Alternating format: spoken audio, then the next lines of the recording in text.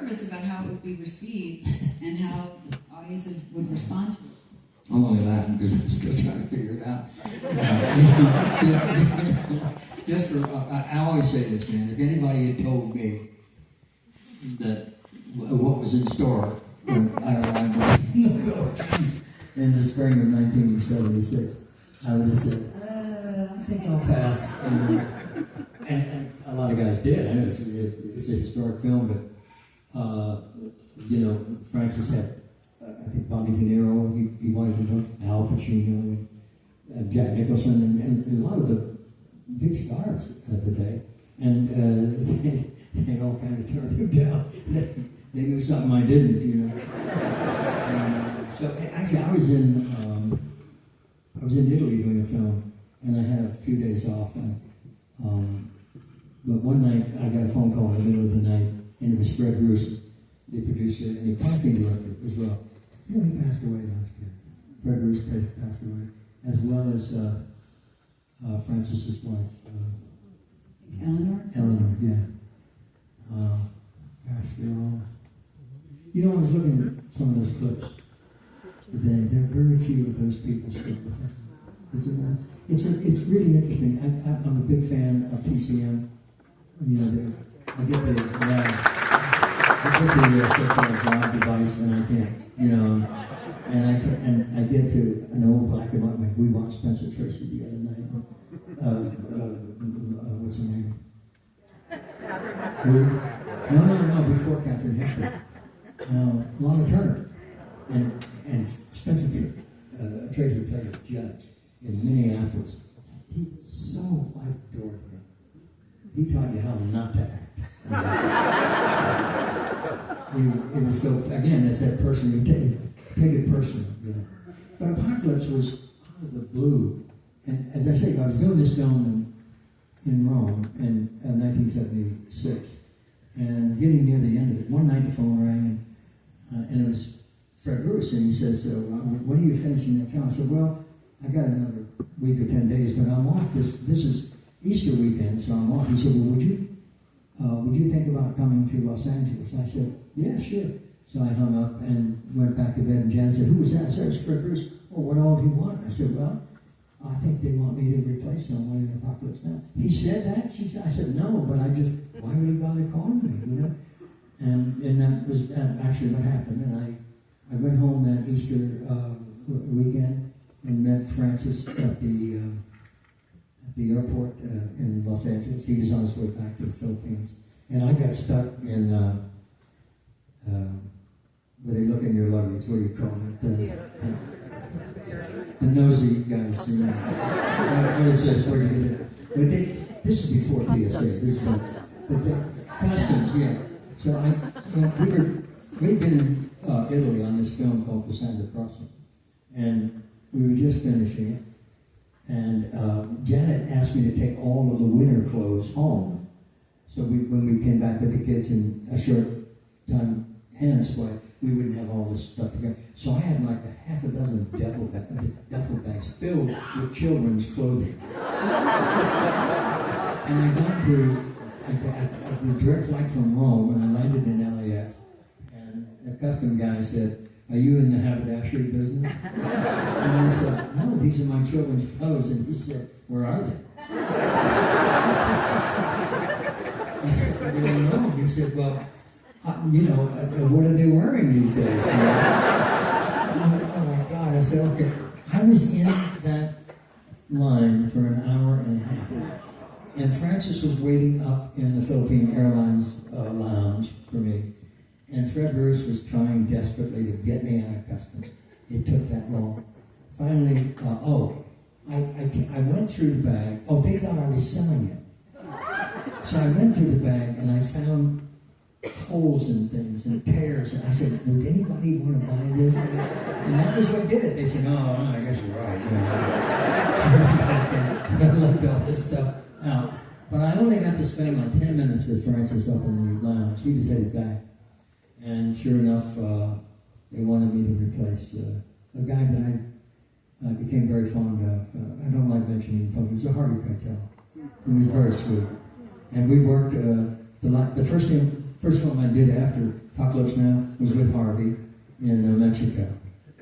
And I forget what it was called, but I remember him. All right, so I'm going to move on to JFK. When they asked you to play JFK, I know that you didn't originally want to do it. Yeah. Can you share the story of what made you change your mind? Because I tell this story on the podcast. Yeah. All right, then maybe we'll skip it. No. I love John Kennedy and Bobby. They had a profound influence on all of us. And in 1983, a British company asked me if I would want to play him. I said no, and I don't think anyone should. Why not? He said, well, I said, we knew him. Everybody knows what he looked like, what he sounded like, what he did. There's more footage on him than any president because of all the modern technology. He was beloved. I said, and I couldn't do him justice. It's not possible. And I don't think there's anyone that could. So I passed. And by they came back and said, well, what if we did this and we did that? And I'm not talking just about the dough. I mean, yeah, they offered a little more dough. That doesn't hurt, believe me. But that wasn't it. It was the script, and it was the presentation of his image. And so I turned it down again. They came back a third time. And I was on the verge of turning it down again. Each time I would get the offer, I would read the new script to see if it... And it got better, as it went along. But my wife Janet said, maybe you should seriously consider playing him because you loved him. And if by your playing him because you loved him, you may prevent somebody from playing him who did not love him. And I did it. I said, The lesson is to always listen to Janet. Listen to Janet. And I agree, she is very wise. Where is Anne? My friend came down from Washington. Okay. And this young lady, we became friends over in, do you mind if I say a little bit? Yeah. Okay. This remarkable lady, I met at a dinner for the people who support the White House Historic Association. And we had a mutual friend, and you were at that dinner. I sure was. Yes, well, you know him. Yeah. Yeah. Okay. Hi, Anne. So Anne came up to me and was just effusive in her praise of a film we did called The Way. And how it had sparked something deeply rooted in her life and was a source of grace. And so we became friends, and I was astonished that she lives, well, she used to live just over the hill where we live in California, in Westlake Village. And we learned just recently, we're trying to find her. She's not there. She's in Washington, D.C. And she moved there. Am I right to be with your children? Yeah, okay. So, at any rate, I'm getting a plug-in for The Way. As you should. And I more than almost any other project other than the West Wing, when people talk to me about West Wing and you, they always say The Way and how it has inspired them. And even last night we were stopped multiple times about The Way. Yeah. Emilio wrote it for me and directed it and appeared in it as well. And it's the best thing I've ever done, and it's the thing I'm most proud of. And we still get a response from people who are just discovering it. You're a makeup artist. Just Abigail's going to do it. Abigail is going to do it. She just told me this morning.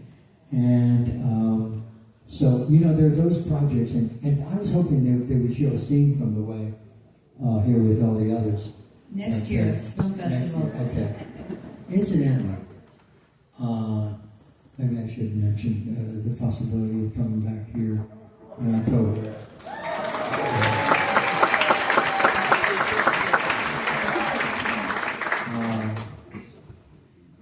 lads have asked me if I would consider coming back for a screening of Apocalypse Now. And I'm seriously considering that. But I know what they said today as well. I think you really will. All right, let's move on to another role that at first you didn't want to play. Robert E. Lee in the film Gettysburg. Right here on the ground where the battle actually took place. Now, can you share with us how you came to play the famed Southern general, and what was the biggest challenge that you had in capturing such a complex and polarizing figure? Well, Tom Berenger had a lot to do with it. He kept calling me and said, I had a feeling, I don't know this, if anyone does, I'd like to know, but I think someone else was cast and got ill or got another job or fell out or whatever, for whatever reason. Because the day I accepted, they said, you've got to be in Gettysburg tomorrow. I said, I haven't even been fitted for the wig or the beard, and I don't ride a horse. I thought I was right.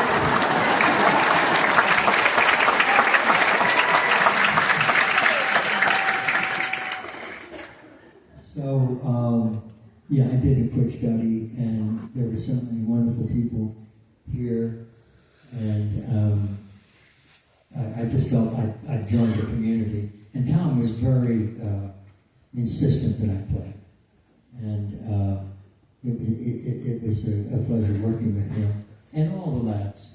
You know, yeah, it's a very memorable. I knew very little about Gettysburg, to tell you the truth, and we rented a house out on the edge of the battlefield, and so you know where it is. That I haven't been there since, but we would look out. And we would see in the distance the peace lamp, you know, yeah. And so that's where we spent that summer, you know, doing it here. What was it like filming it right where it happened and seeing that peace lamp? Like, what did that do for you? Well, you know, there was a saying, you can't swing a cat for hitting a monument, you know. So we had to cover up a lot of the monuments because they were. And they were marking places that we wanted to celebrate, but they weren't there when the time we wanted to celebrate them.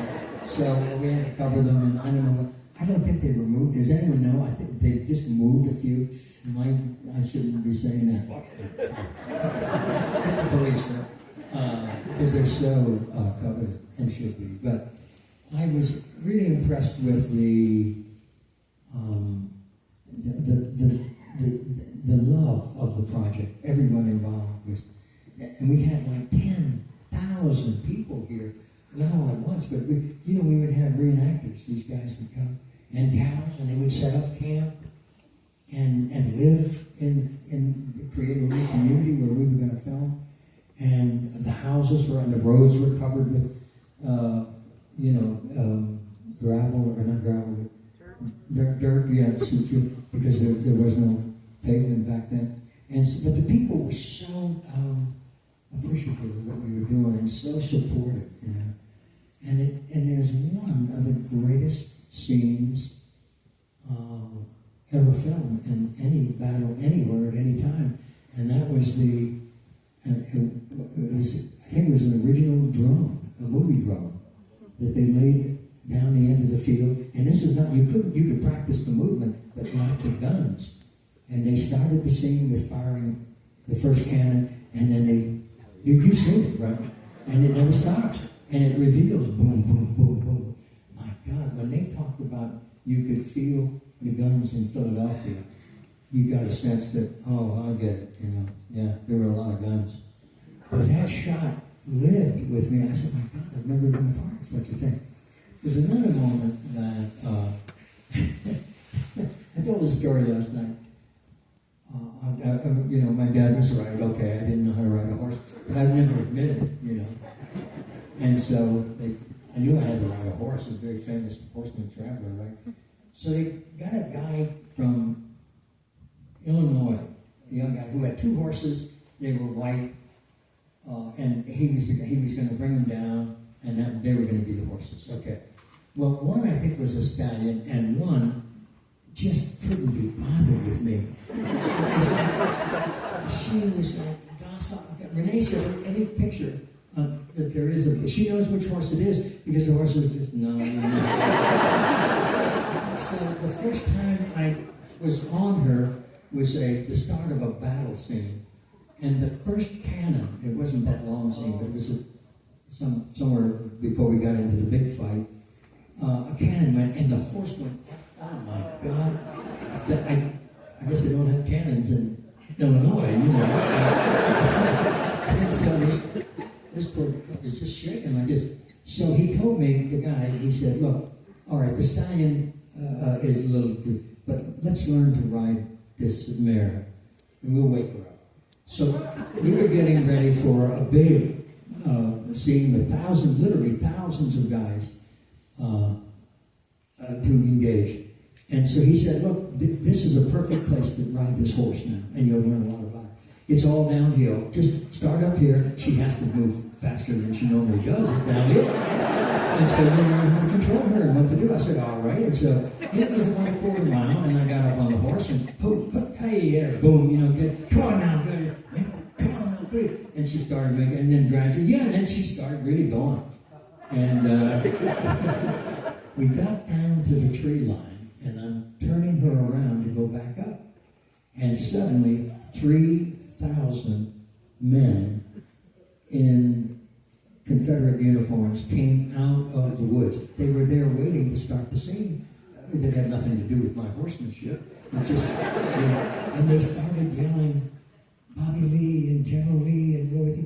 And it was like, I said, "Oh no, hey, it's good to see you. All the best, good. I gotta get back up, all the best, good. Here we go, turn it up." And they wouldn't let me go. They surrounded the horse, and that's when I realized how serious they were taking it. I was Bobby Lee to them. I was General Lee. Not this old silly actor trying to learn how to ride a horse. And so I finally extracted myself, and I worked my way back up the hill. And here comes Ron Maxwell, the director. "Martin, get back up there and do it again. We're going to film it." Now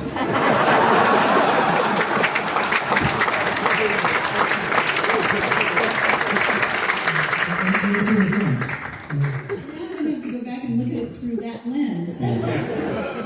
But it was remarkable of the dedication to history and all of the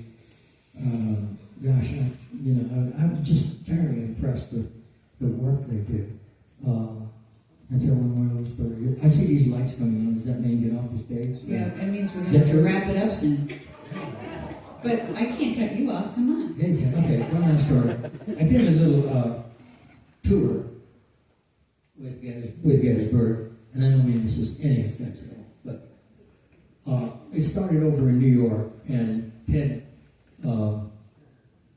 Turner, was the source of the financing for the movie. He appears in the film. He plays a general at the Pickett's Charge. And so he led the publicity over in New York, and in those days, this is back in 92, I guess. So the way they would promote a film in those days was before, all the, conveniences we have today. They would rent a floor of a hotel, and all the people in the film would go from room to room. Here's ABC, here's NBC, here's CBS, PBS, here's the New York Times, all the newspapers and magazines from all over the country would gather.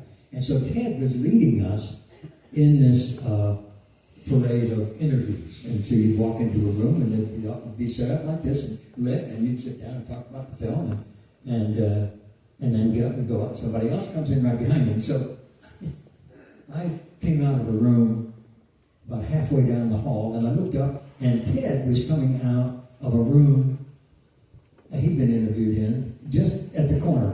And he said, "Martin," he said, did you tell the Times that Ted Turner gives the rich a good name?" I said, "Yes, sir, I did." "Well, thank you so much," he said. The other story is, we went to Washington. I was coming out of the film in Washington. There were two old guys. I don't know who they were. They could have been in Congress or who. And one old guy says, well, that's a pretty good film, but hell, I think it's longer than the battle.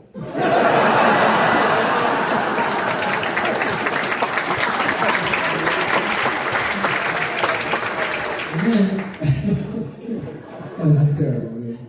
But I went to Atlanta, and I arrived late in Atlanta, and it was in a big theater, and there was no middle aisle. It was like one gigantic aisle. So I was 20 minutes, half hour late, and I'm working my way across. Excuse me, tell me, "Hey, sit down over there. What's the matter with you?" Oh, yeah, all the way. Sorry. And I worked my way over to the center and found, said, "Okay," and we're watching the film, and gradually I hear this voice behind. Now there, over there on Long Street, see, that is not a good move, and we're going to see where that affects the whole outcome of the battle. And it goes on to another sequence. Now you see there, the biggest charge was a very bad decision. He's going to think, this guy, he knows a lot about it, but he's spoiling it for all the folks, you know. So I said, I didn't think he knew there's an intermission coming, and I was going to get to him at the intermission. So the lights came up at the intermission. I turned around. Oh, I'm glad to meet you, President Carter.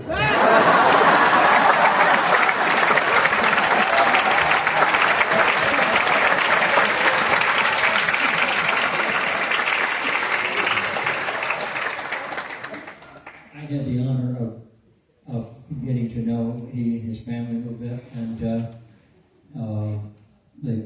the December before this last, I was asked to give him an award, a Heroes Award from CNN over in New York, and one of his grandchildren was going to receive it. And I tried to learn as much as I could. I knew a lot about it, but I realized I didn't know anything. And he had just, when he left the White House, he wrote a book called Keeping Faith. And he kept notes almost every day. He kept a diary. So he had a real reckoning of when things happened, who was involved, and so forth. And that book was so powerful. And so I read it and went over to New York, and I put some things in my speech that were in that book. At any rate, if you want to know, people, well, we know what a great man he was, but people say, oh, he wasn't much of a president. I got news for you. He was a great president. And one of the things I knew that he brought Menachem Begin and Anwar Sadat here during the Camp David Accords, that they couldn't get anywhere. And he brought them down here, and he talked about children, took them on the battlefield. It's in the book, too. And he asked to look at their pictures, if they had any pictures in their wallets of their children. And he said, what kind of future do you want to leave for them? Look at this battlefield. Nearly 54,000 young, able-bodied men slaughtered each other for an ideal. And no compromise. So he's just thinking, and they made a deal. That was the start. He's here. So that's just one of those achievements. We're getting that light again. I know, but we have one more question. Because we have to talk about the West Wing, don't we? So I just have two West Wing questions, and then I'll wrap it up, I promise. But could you walk us through the first time that you read Aaron Sorkin's pilot script for the West Wing, and what made you take the part? Well, it was Aaron Sorkin, and I had done American President. So I knew his quality of writing, and I love the script. But the single most contributing factor was my first line was, I am the Lord thy God. Thou shalt not have false gods before me. If you remember, that was Bartlett's first line. So what an entrance. Yeah. And you know the story, because when I got hired and signed on to do it, I was only hired for like 4 or 5 episodes in the whole season. So that meant maybe one every 4 or 5. I don't know. And then they saw the pilot, and I watched it, and I thought, I think they're going to want to know who works in that office. And when it was you, how could they not make you every episode? Oh, no, it was great fun. It was one of my most rewarding times in my whole life to play that character, to be part of our community, and we can't shake each other. Let's be honest. But we stayed so close. We just came off the campaign trail last year with all of us going around, particularly in some of the battleground states, and so we stay very close and follow each other. And you're very close with your boss in the story, Alice and Janie. These two are like sisters. And, so we cheer for each other, we support each other, and we're just so nourished by each other's company. And it's Allison, Melissa, some the lads. We just did. I just did a thing in over near Washington, a signing with Dulé Hill, and in Richmond, and Brad, yeah, and it's like, it's a very beautiful community, and so we support each other, and I'm bragging and I'm taking up a lot of your time. No, I love this because it leads me to the next thing, which Mary McCormick and I wrote a book about the West Wing that came out last year, and I just,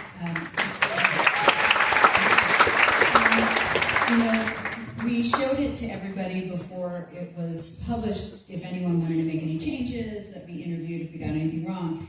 And Mary and I made a decision not to show it to Martin before and we did that because there's a chapter in the book that is dedicated to Martin, and it's called Number One of Number Ones. Now, on a call sheet, which is the sheet that you get every day when you're shooting a TV show or a movie, every actor has a number, and then it gives you your time and what scenes you're doing.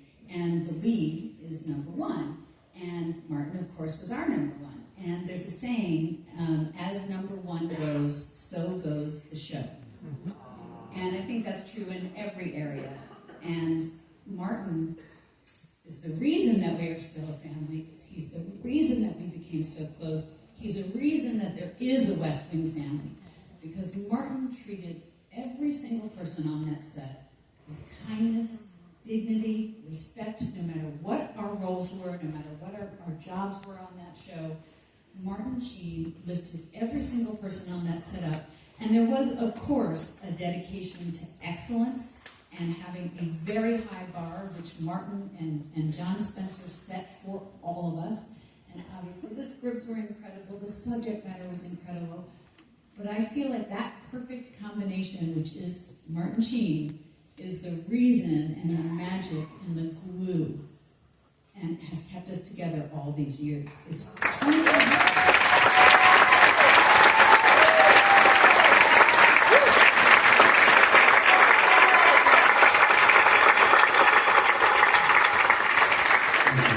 Last night, when we were leaving the event with the Ken Burns event and the film event last night, Andrew Bernstein and I were both saying, I said, I'm so glad that you were able to work this out to see Martin. And Andrew said, I just love him so much, and it makes me so emotional to be near him, and we all feel that way about him. And getting back to why we didn't show him the book is because we knew that he's so humble that he probably hates that I just said all this stuff, by the way. And yes, and now it's my fault. True. He's so humble that he would have made us take that chapter out, and there was no way we were doing that.